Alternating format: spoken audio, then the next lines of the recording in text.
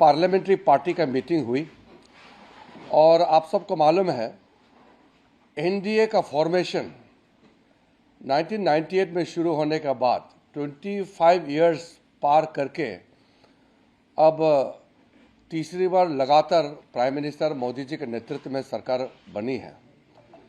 तो आज के एनडीए पार्लियामेंट्री पार्टी के मीटिंग में एनडीए का सक्सेसफुल जर्नी और एनडीए सरकार के माध्यम से प्राइम मिनिस्टर मोदी जी के नेतृत्व में जो देश में सक्सेस पाया है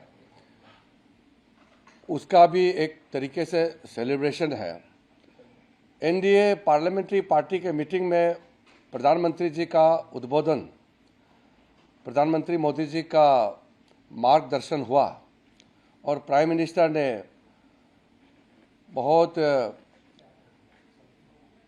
अच्छी तरह से उनका एक्सपीरियंस शेयर किया, एनडीए का जर्नी और फिर NDA as an organic body, as a natural alliance कैसे आगे जाना है इसके बारे में प्रधानमंत्री जी ने एनडीए पार्लियामेंट्री पार्टी में संबोधन किया और हम लोगों को गाइड किया है। एनडीए पार्लियामेंट्री पार्टी मीटिंग में एक रेजोल्यूशन पास हुआ, ऑपरेशन सिंदूर और ऑपरेशन महादेव। ऑपरेशन सिंदूर का सक्सेसफुल हमारा मिलिट्री एक्शन के बाद फिर ऑपरेशन महादेव का जो सक्सेस है उसको लेकर के एनडीए पार्लियामेंट्री पार्टी ने रेजोल्यूशन पास किया और भारत के सेना को, आर्म फोर्सेस को हमने श्रद्धांजलि दिया, अभिनंदन किया और सराहना करते हुए देश के ओर से हम हमेशा सेना के साथ खड़ा रहेंगे। रेजोल्यूशन पास किया, आप सबको इसका कॉपी मिल जाएगा, कुछ लोगों को मिल गया होगा। उसके बाद में राज्यसभा में लीडर ऑफ अपोजिशन मल्लिकार्जुन खड़गे जी ने एक पत्र लिखा है डिप्टी चेयरमैन को। वो पत्र में गलत बात लिखा है, हमने सदन में भी उसका उल्लेख किया है। अपोजिशन पार्टी ने एलिगेशन लगाया कि राज्यसभा में पुलिस लेकर के बाहर से आर्मी और सीआईएसएफ लेकर के जवानों को यूज किया है, ऐसा करके गलत इल्जाम लगाया है और फिर उसको दोहराया है आज। तो चेयर की ओर से क्लैरिफाई किया गया है कि कोई बाहर का कोई ना मिलिट्री ना कोई पुलिस सीआईएसएफ का कोई फोर्स नहीं है, वो हाउस का मार्शल ही सदन में रहता है और एज पर रूल मार्शल ही पार्लियामेंट हाउस के अंदर में एंटर कर सकता है। मार्शल के बिना कोई दूसरा एंटर नहीं कर सकता है, सिर्फ मेंबर्स और स्टाफ होते हैं और मार्शल का इजाज़त हो सकता है, बाकी कोई आ ही नहीं सकता है। तो अपोजिशन पार्टी ने मीडिया के माध्यम से जो गलत बात फैलाया कि सीआईएसएफ और पुलिस को लेकर आया है, आज तो लीडर ऑफ अपोजिशन ने फिर कहा कि आर्मी को लेकर आया अंदर में। तो ऐसे बात करके पूरा सदन का गरिमा को गिराने का काम किया है और देश को गुमराह करने का काम किया है। तो इसका भी हमने खंडन किया है। और आज ये तीसरे सप्ताह का शुरुआत है, थर्ड वीक।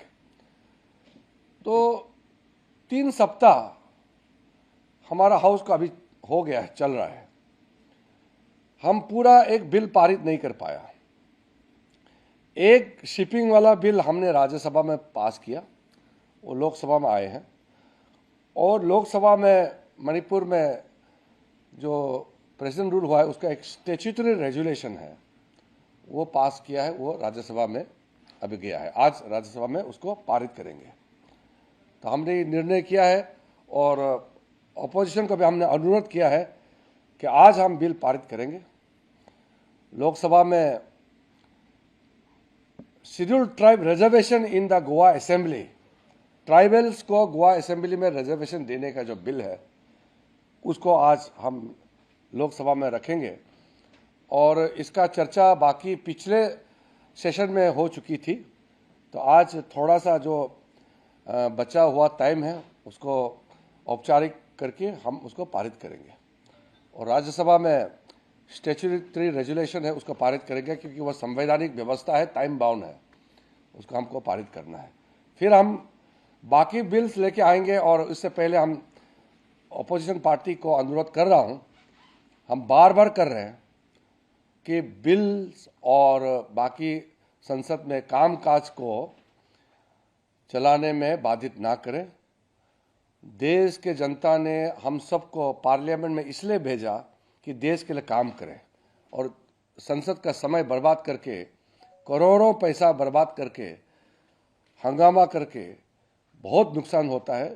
तो हमारा तरफ से फिर से हम अपील कर रहे हैं कि हम बिल पारित करने के लिए आज से सरकार बिल्कुल तैयार है और इसको बाधित करने का विपक्ष की तरफ से कोई कोशिश ना करें। मिल के हम पारित करेंगे, सब सुझाव दें, सब अपना बात करें, डिबेट डिस्कशन में सबका योगदान चाहिए, यही मेरा अपील है। सर, पीएम ने राहुल गांधी को लेकर के सुप्रीम कोर्ट ने जो टिप्पणी की थी उसको लेकर के कुछ मीटिंग में कहा गया।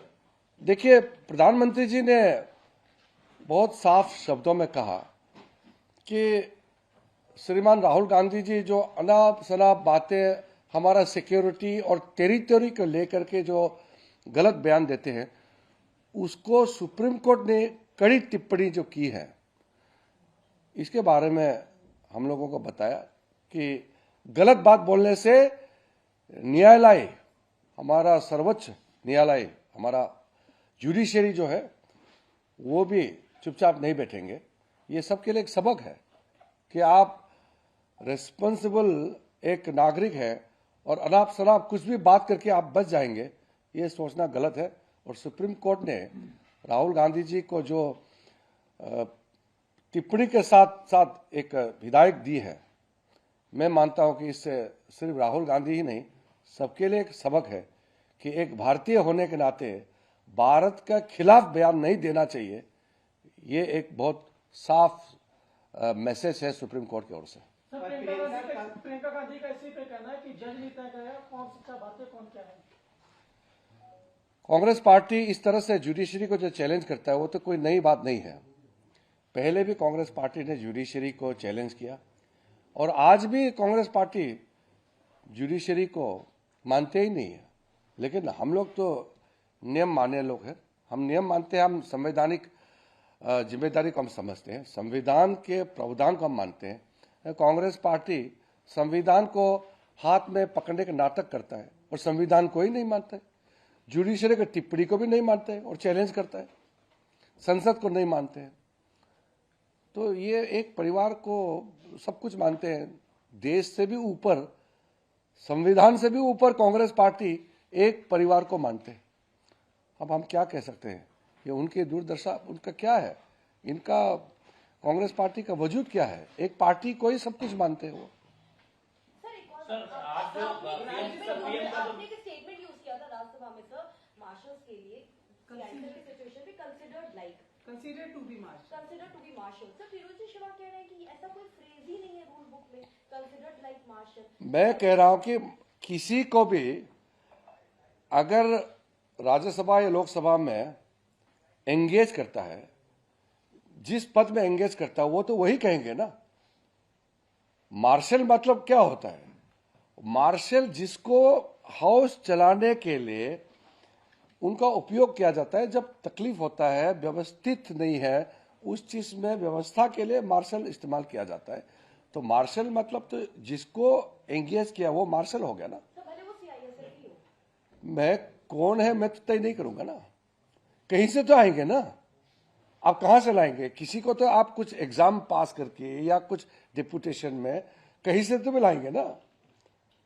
कोई एग्जाम, इंटरव्यू या जो भी हो, एक प्रक्रिया तो होते हैं। सर, कृषि शिवा ने इसके लिए विट्ठल भाई का ही एक रेफरेंस दिया था कि जब भगत सिंह ने असेंबली पे बम फेंका उसके अगले दिन ही भगत सिंह ने असेंबली में बम फेंका तो वो अंग्रेज का राज्य था, तब अंग्रेजों के खिलाफ लड़ाई का एक प्रतीक था।